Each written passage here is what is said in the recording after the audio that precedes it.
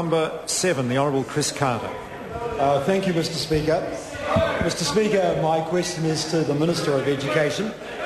Does she... Order. Mr. Speaker. Order. The Honourable Chris Carter. The Honourable Chris Carter. Thank you, Mr. Speaker. I know it's Thursday, Mr. Speaker, but thank you. Mr. Speaker, my question is to the Minister of Education.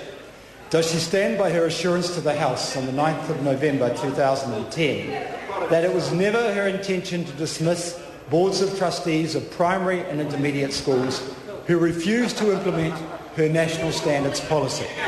The Honourable Tony Ryall. On behalf of the Minister of Education, yes, there is a formal process in place to ensure the schools have the support they need to implement national standards. This is before any consideration is given to possible further steps.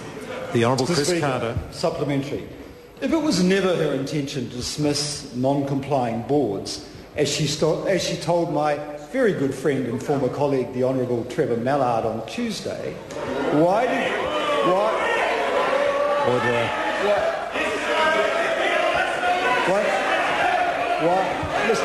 Mr. Speaker. Order. One of my 17 friends. Order.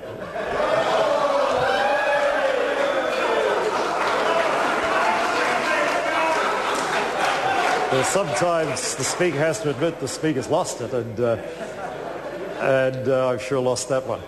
But order. I think members have had their fun, and please treat the questioner with respect. The Honourable Chris Carter. Thank you, Mr. Speaker. It reminds me of when I was a teacher of the last period on Fridays. Order. Mr. Speaker, supplementary question. If it was never her intention to dismiss non-complying boards, as she told my good friend and former colleague, the Honourable Trevor Mallard, on Tuesday, why did she respond to a reporter's question in February of this year that dismissing boards who don't comply was an option? The Honourable Tony Ryall. Mr. Speaker, on behalf of the Minister, because the Minister's comments in February were reflecting what the law actually provides for, and that law, of course, was passed under a previous Labor government. As the Minister has made clear, there is an escalation process which has a number of decision points and opportunities for assisting Boards of Trustees in order to implement national standards. This would contrast with the Labor Party escalation process when they have a problem, which is basically from hero to zero. The Honourable Chris Carter.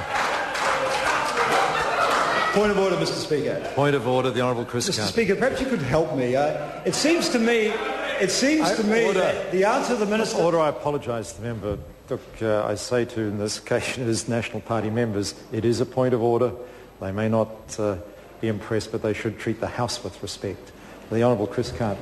It seems to me, Mr. Speaker, that my primary question was quite simple. Was dismissal of non-complying boards an option or not? I was told initially it wasn't, but I've got quite good eyesight, and the chart the Minister just held up said it was. It was the final option. The member cannot litigate an answer by way of point of order. The member gave a perfectly clear answer to the question, and he cannot litigate it by way of point of order. Does the member have a further supplementary? He does have a further supplementary question. The Honourable Chris Carter. Mr. Speaker, supplementary. Does she agree with Liz Horgan? Principal of St Joseph's Catholic School in Otahuhu, who wrote last week, the actions of more than 200 Boards of Trustees last week in opposition to the national standards policy demonstrates a growing number of boards who recognise that using guesswork and hopelessly crude methodologies are not a desirable way to run schools or assess pupils.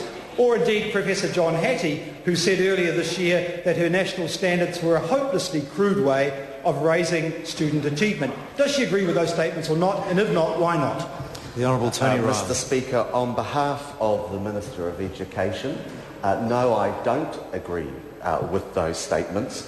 I'm very disappointed that some boards have taken the action that the member refers to, and I note the New Zealand Herald today reports that up to a third of those schools are actually getting on with implementing national standards. It is disappointing that these schools are participating in a union-driven agenda affecting children's education. That's right. Point of order.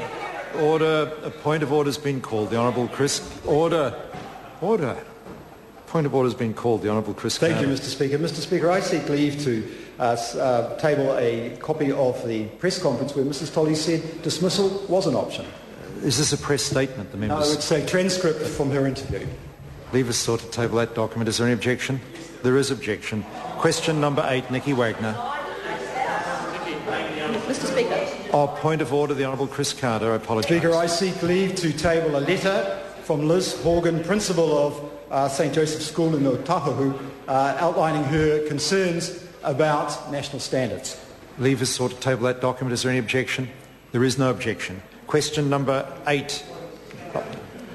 Is this seeking leave to table another document? It is. Could I ask the member just to list the documents he wishes to table and give the House the... I'd be happy to do that, Mr. Speaker. I thought you wanted them individually.